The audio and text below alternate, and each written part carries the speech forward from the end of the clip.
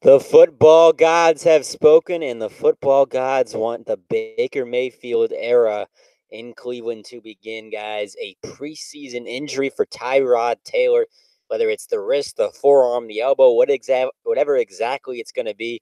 It looks like he is going to be out for 4 to 6 weeks. That is, of course, not official just yet. But it looks like Tyrod Taylor, you watch the replay of the injury, guys. He's going to be out for quite an extended period of time, which means the backup quarterback, Baker Mayfield, all this talk, guys, about Baker Mayfield. Should he be having all this flashiness, doing all these commercials, the underwear, the documentaries, when he is considered the backup quarterback on the most dysfunctional team in the NFL? Well, the football gods, they want I'm sorry, not Johnny Manziel. They want Baker Mayfield to start. And we're going to see how this all plays out, guys. I feel really bad for Tyrod Taylor because I'm rooting for him, man. He's a grinder. He knows the next guy is already there, but he wasn't going to accept it. He wanted to battle it out. He was winning the job. So you have to feel bad for this guy, but at the same time, I'm not going to pretend like I'm not a Baker Mayfield fan.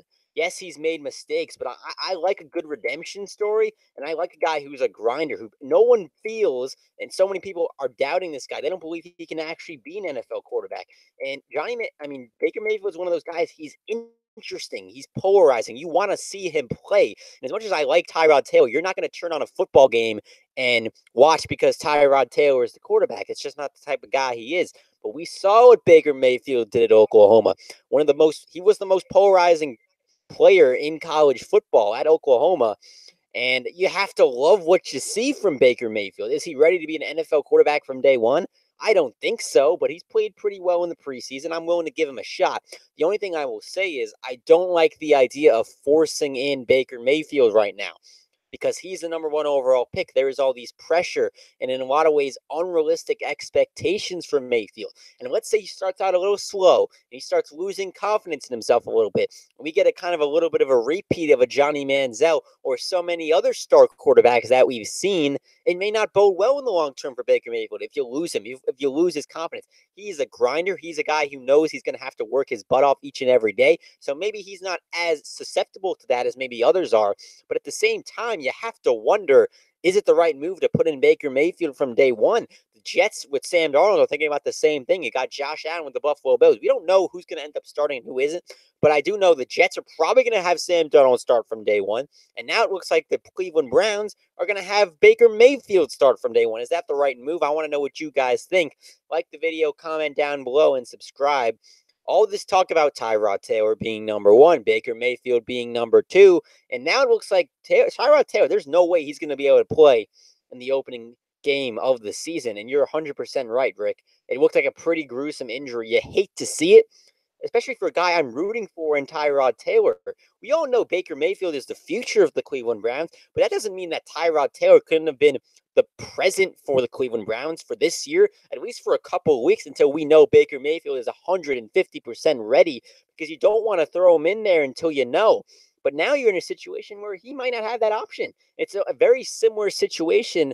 It's different. Don't get me wrong. I'm not saying it's exactly the same, but you look on the other side of the ball with the Philadelphia Eagles, but now with Carson Wentz and Nick Foles. Nick Foles is going to be out, and they're going to likely have to have Carson Wentz start from day one. He looks pretty damn good, don't get me wrong. We all know he was the MVP of the league last year before he got hurt. But don't sit here and tell me that it wouldn't be nice to have Nick Foles play the opening game of the season, let him enjoy that Super Bowl win, have him be the starting quarterback if Carson Wentz wasn't ready. Don't tell me like that. That wouldn't be a great thing to have. But now, in a way, you're almost forced to put in Carson Wentz from day one, because the third string quarterback, whose name is blanking for me at the moment, he is not ready to lead a Super Bowl defending team into the season. No, that's not going to happen, especially not in that first football game.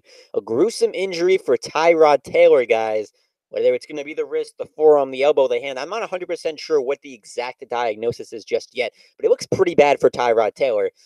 Excuse me, it's Tyrod Taylor. It's not Tyrod Taylor. It's Tyrod Taylor. I'm surprised none of you guys actually corrected me with that in the comments of this video, because we all found that out on Hard Knocks.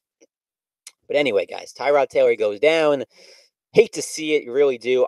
Believe me, I want to see Baker Mayfield play as a starting quarterback, but I didn't want him to happen like this. I wanted Tyrod Taylor to start the season because I think he deserves it. He's the better quarterback right now. than Baker Mayfield. And now you're putting them in a very weird situation where you don't know what the hell is going to end up happening now with that team. It's unfortunate, guys. It really is. You hate to see it, but we're going to get a polarizing Baker Mayfield probably from week 1 on. So I guess in a way we're winning, but at the same time, I don't want to rush this kid into anything. I want him to really be ready to take over the reins as a starting quarterback. And I don't think that he is 100% ready just yet. He would have been the number 1 of the depth chart if he was.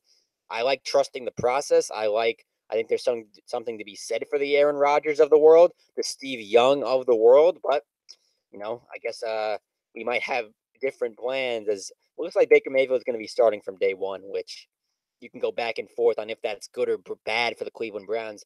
That's going to be all the talk tomorrow. Is Baker ready? Is this the right move by Cleveland? And of course, if any of you guys watch Skip Bayless on Undisputed, you know how he feels about Baker Mayfield wanting him to start from day 1. Anyway, guys, so like the video, comment down below, and subscribe.